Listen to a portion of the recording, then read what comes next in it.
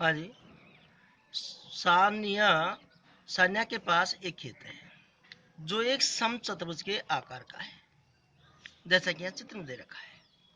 वह अपनी एक पुत्री और एक पुत्र से यह चाहती थी कि वे इस खेत पर काम करके अलग अलग फसलों या उपजों का उत्पादन करें।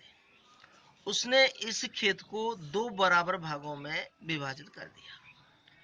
यदि इस खेत का परिमाप दे रखा है तो समचतुर्भुज का परिमाप दे दिया है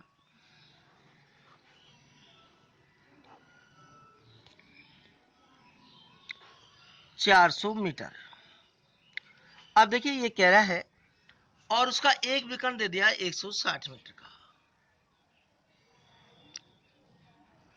तो प्रत्येक को खेती के लिए कितना क्षेत्रफल प्राप्त होगा। देखिएगा, समचतुर्भुज की सभी भुजाएं बराबर होती है, तो यह परिमाप का मतलब सभी भुजाओं का योग होता है। हम समचतुर्भुज की भुजा निकालेंगे, प्रत्येक भुजा निकालेंगे। समचतुर्भुज की प्रत्येक भुजा हम 400 में 4 का भाग दे देंगे, क्योंकि सभी भुजाएं इसकी बराबर होती है, तो 100 मीटर की आएगी। 100 मीटर, 100 मीटर, 100 मीटर और 100 मीटर।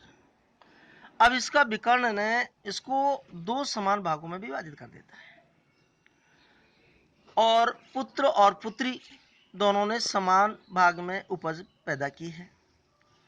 तो हम त्रिभुज एबीसी का क्षेत्रफल और त्रिभुज एडीसी का क्षेत्रफल निकाल लेंगे।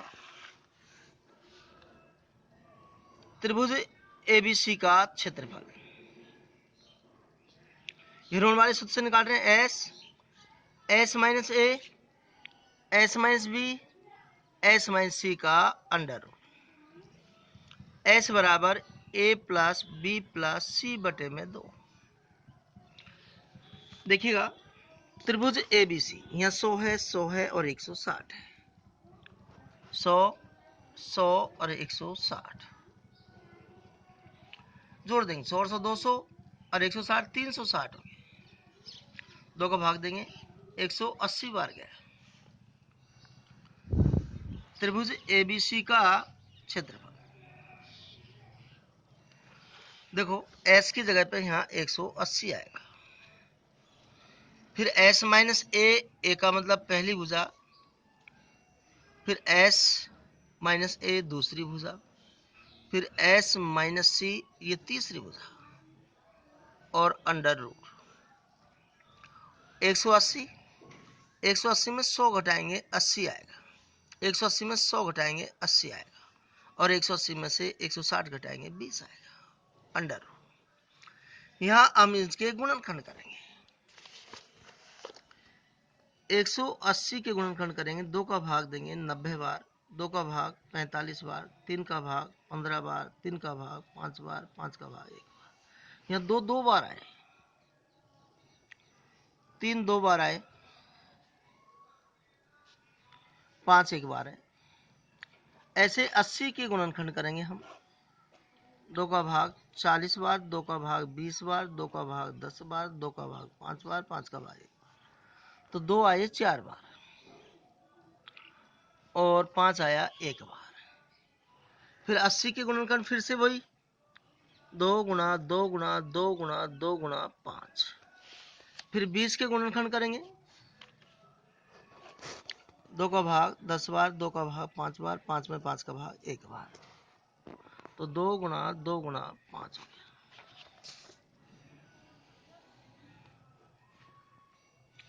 अब देखो गिन के लिख लेंगे, 2 कितनी बार है, 1 2 3 4 5 6 7 8 9 10 11 और 12। 1 2 3 4 5 6 7 8 9 10 11 और 12। अब देखो 3 है, 1 2 2 बार, हाँ जी 5 1 और 1 2 और 1 3 और 1 4 बार, 1 2 3 और 4 बार। हाँ जी, हमने 2 2 के जोड़े बना दिए। जोड़ में से एक संख्या ले रहे हैं, दूसरे जोड़ में से एक संख्या, तीसरे जोड़ में से एक संख्या, चौथे जोड़ में से एक संख्या, पांचवें जोड़े में से एक संख्या, छठे जोड़े में से एक संख्या, सातवें जोड़े में से एक संख्या, आठवीं जोड़े में से एक संख्या, नौवीं जोड़े में से एक संख्या। सबको गुणा कर देंगे। 2 दूनी 4, 4 दूनी 8, 8 दूनी 16, 16 दूनी 32, 32 दूनी 64, 64 को हम 3 से गुणा करेंगे। 3 चौक 12, 36, 18, 19। इसको फिर 5 से गुणा करें। 5 दूनी 10, 9 पंजे 45, 46, 5 4 9। फिर इसको 5 से गुणा करें। 0 5 का 30, 9 पंजे 45, 3 48। यहाँ 4800 वर्ग मीटर आया।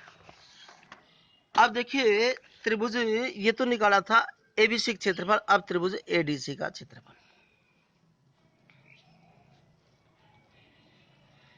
यहाँ दोनों की नाप बराबर है, इसलिए जितना एबीसी का क्षेत्रफल होगा उतना ही एडीसी का क्षेत्रफल होगा। हमने डायरेक्ट लिख दिया है।